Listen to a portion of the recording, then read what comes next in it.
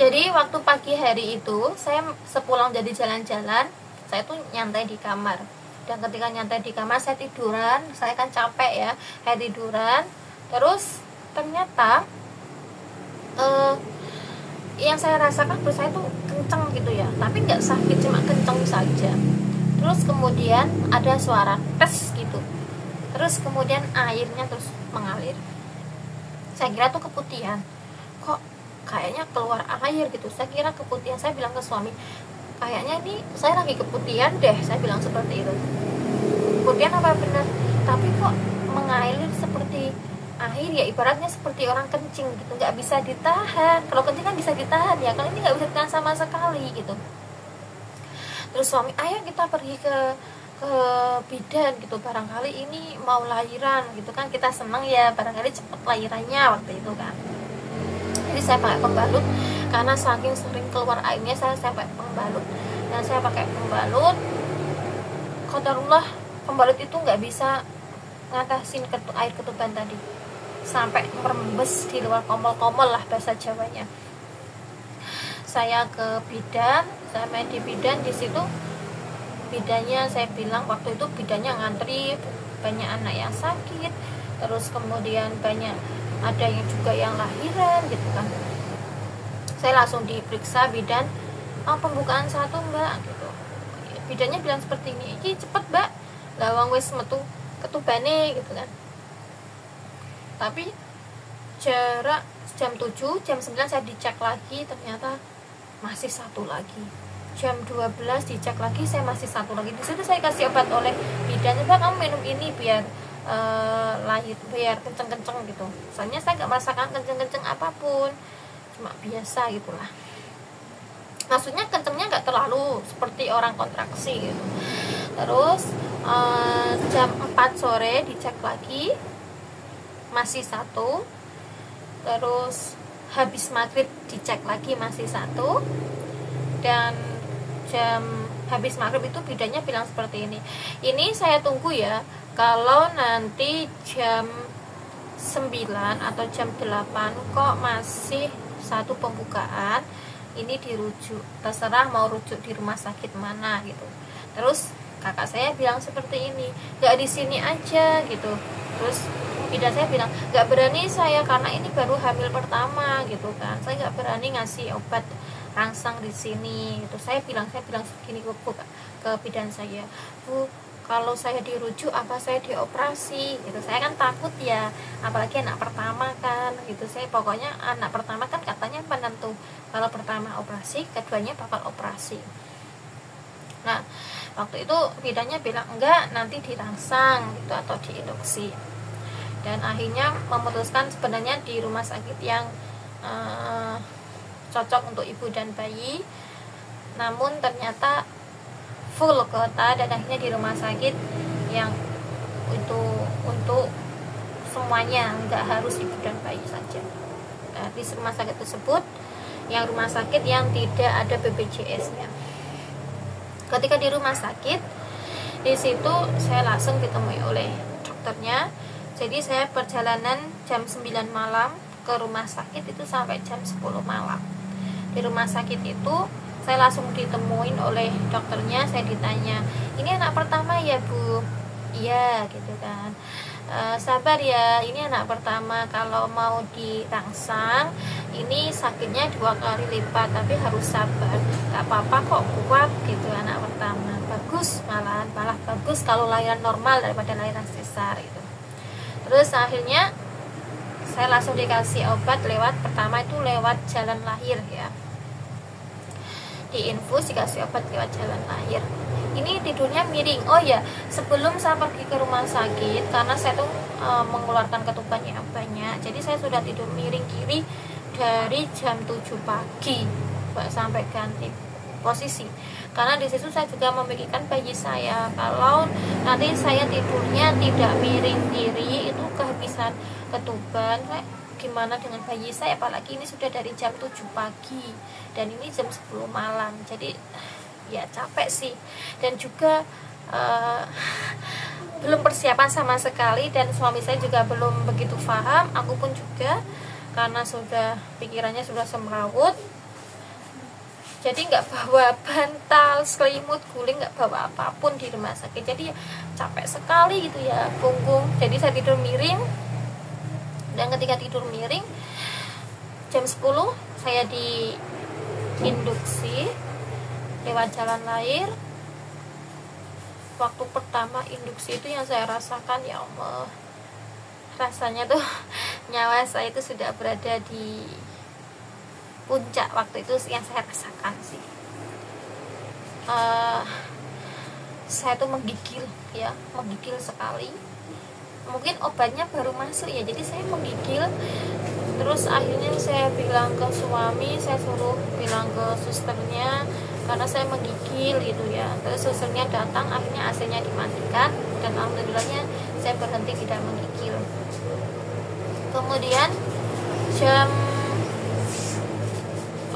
waktu itu susternya bilang nanti kalau ada apa-apa telepon ke saya ya, maksudnya ada alat yang saya gunakan untuk mencet itu namanya apa gitu kan. Dan waktu itu saya kesakitan setiap 5 menit kayaknya, ya Allah, sakit sekali, sakit. Bayi itu yang di dalam perut itu, janin itu muter-muter terus seperti ini ya, mungkin karena itu kan kontraksi buatan, muter-muter gitu, sampai bilang aduh gitu kan, aduh gitu. Terus susternya tuh ya Allah, itu karena mungkin semua itu hanya rumah sakit saya atau semua rumah sakit seperti ini ya. Jadi susternya tuh bilang gini, kan dia masih perawan ya, mungkin ya belum nikah gitu ya. Ya gak usah sambat, namanya sakit ya, namanya melahirkan ya sakit gitu. Gak usah bilang aduh, istighfar. Ya Allah, segitu hinaka saya sampai diingatkan istighfar. Aslinya gak gitu ya, namanya sakit kan refleks bilang aduh gitu kan ya. Ya Allah, pasti ya kita gak lupa untuk nyebut Allah juga kan. Nah, waktu itu saya kesakitan sekali, terus hampir menyerah.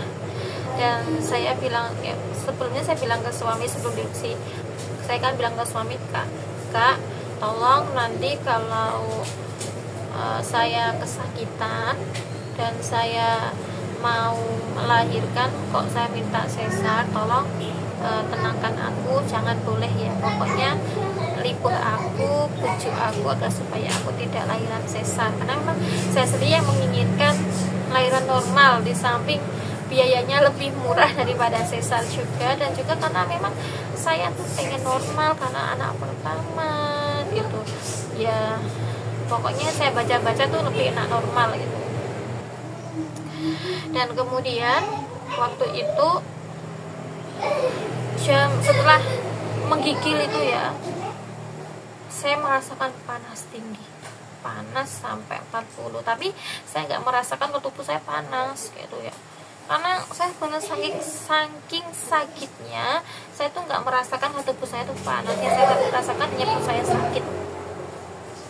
Hanya bilang ke suster lagi, dokternya kesini ke ruangan, oh ini saya dikasih obat agar supaya panasnya turun. Setelah itu suami saya dipanggil, nggak dengar saya dikasih tahu ke dokter, tapi suami itu belum bilang ke saya sih. Dokternya bilang gini, Pak, kalau ini seandainya panasnya nggak turun, ini mau nggak mau saya sesar gitu ya, karena khawatir ibunya kejang gitu. Jadi suami tuh pikirannya mungkin sudah gak karuan, sedangkan saya itu sudah membujuk dia jangan operasi gitu kan. Kemudian kembali ke kamar, saya masih merasakan kesakitan. Sekitar jam 2 malam saya dipanggil lagi, saya ditemuin lagi oleh dokternya, saya diinduksi lagi lewat infus. Yang kedua tuh lewat infus. Waktu diinduksi saya bilang ke suami seperti ini, Kak, ini saya kayaknya nggak kuat ini kan gitu, saya nggak kuat, saya nggak mau diinduksi lagi kan gitu kan. Terus karena suami saya bilangnya seperti ini, itu kan waktunya corona ya, jadi itu ruangan tuh nggak boleh banyak orang, terus hanya dengan suami dan harus pakai masker. Bayangin melahirkan dengan masker. Nah, suami bilang seperti ini, enggak kok, ini yang kedua nggak akan sakit kan, bayinya mau keluar gitu kan. Bener ini, iya bener gitu. jadinya saya mau, padahal sebenarnya yang kedua ini sakit sekali, masya Allah. Sebenarnya kontraksinya itu nggak ada 1 menit sih, mungkin kurang lebihnya 1 menit lah, tapi masya Allah rasanya tuh kayak 1 jam, sakit sekali pokoknya.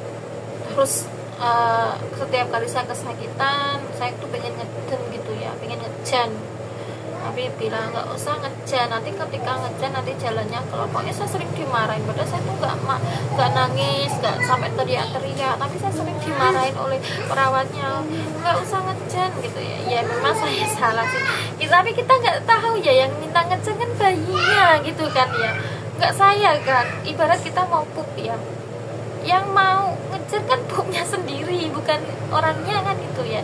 Yang ngajak ngejar tuh bayinya sendiri gitu kan. Saya tuh sudah berusaha supaya tidak ngejar, saya tidur miring, saya nggak mau dipegang siapapun, karena semakin dipegang semakin sakit. Nah ketika itu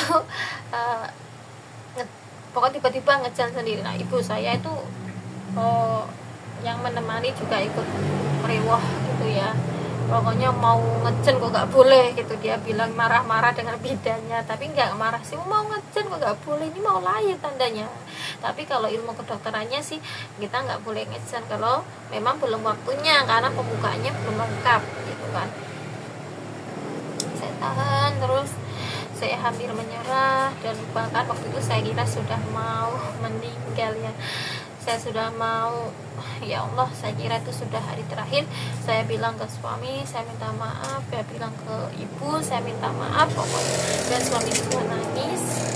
Alhamdulillahnya Allah berikan kekuatan dan kekuatan. Di jam 7:30 ketika bidan lihat sudah pembukaan lengkap, kemudian saya suami disuruh keluar. Jadi waktu corona itu menyakitkan bagi saya, jadi waktu lahiran suami disuruh keluar, nggak boleh menemani saya pegang sendiri. Saya kan nggak ada yang saya tempat pegang, jadi saya masih ingat saya dipan itu saya pegang, dan saya posisikan badan saya, nggak ada latihan sama sekali untuk melahirkan ya. Jadi saya melahirkan, terus kemudian suami saya itu mau ke masjid sebenarnya, karena saya sudah menahan dari semalam ya. Itu seingat saya cuma ngejan selama 3 kali, kalau nggak 5 kali bayi sudah keluar.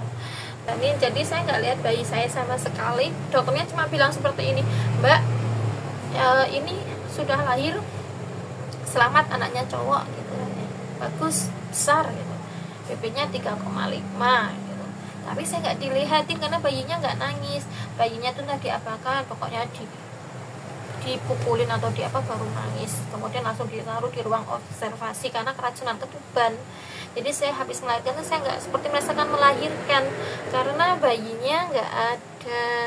Bayinya taruh di ruang bayi, di inkubator gitu ya. Dan jarak 1 hari, saya penasaran, aku nggak dilihatin bayinya, saya kan masih lemas sekali, ya bisa duduk, nggak bisa, pokoknya lemas sekali habis lahiran itu.